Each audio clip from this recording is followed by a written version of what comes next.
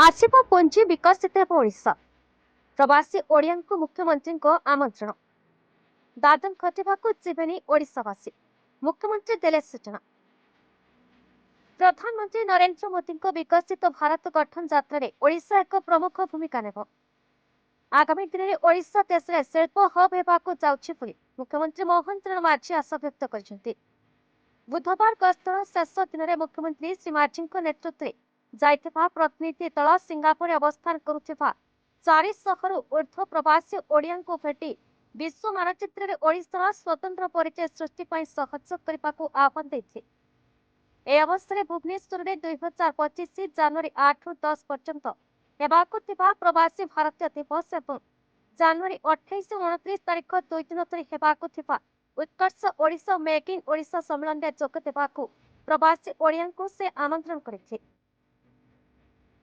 इकोसॉफ्ट मुख्य कार्यनिर्वाही तथा सह प्रतिष्ठाता मार्क्स लिम को मुख्यमंत्री श्री माझी साक्षात कर समुद्र लुणा जल को किपरि शिल्प और सहरांचल में पानीय जल भाव व्यवहार करहेब से संक्रांत आलोचना करते।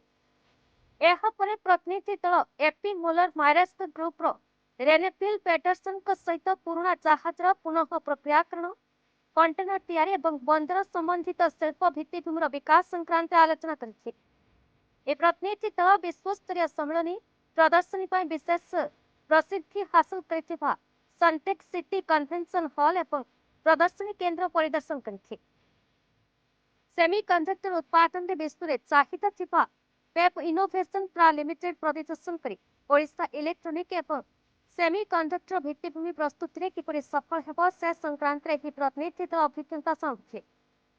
अपराह्न मुख्यमंत्री नेतृत्व उच्च स्तरीय सरकारी प्रतिनिधि दल विकसित ओडिशा गठन पर व्यापक शिल्प स्थापना नहीं जेरा पाक आईएचआई कॉर्पोरेशन मासन हाईटेक मटेरियल्स कॉर्पोरेशन और एससी गैसेस उच्च अधिकारी विभिन्न यंत्रांश उत्पाद शीतल भंडार सबुज उज्जैन सबुज आमोनिया मूल्यवान खनिज संपद और इंडस्ट्रियल गैस सेक्टर विभिन्न अधिकारी विशद भाव आलोचना करते।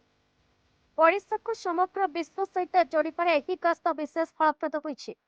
एकाधिक शिल्पपति सकारात्मक आलोचना ओडिशार विकास एक माइलखुंट हेब बोली मुख्यमंत्री श्री माझी आशा व्यक्त करछन्ति। ओडिशार अधिकरू अधिक बंदर भित्तिक शिल्प कारखाना स्थापन पर सरकार प्रतिश्रुतिबद्ध अछन्ति।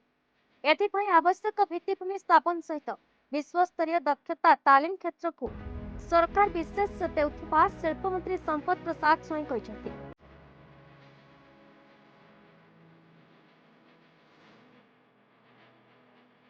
भुवनेश्वर स्वतंत्र प्रतिनिधि अक्षय कुमार नंदन दिलीप रिपोर्ट बीई न्यूज ओडिशा।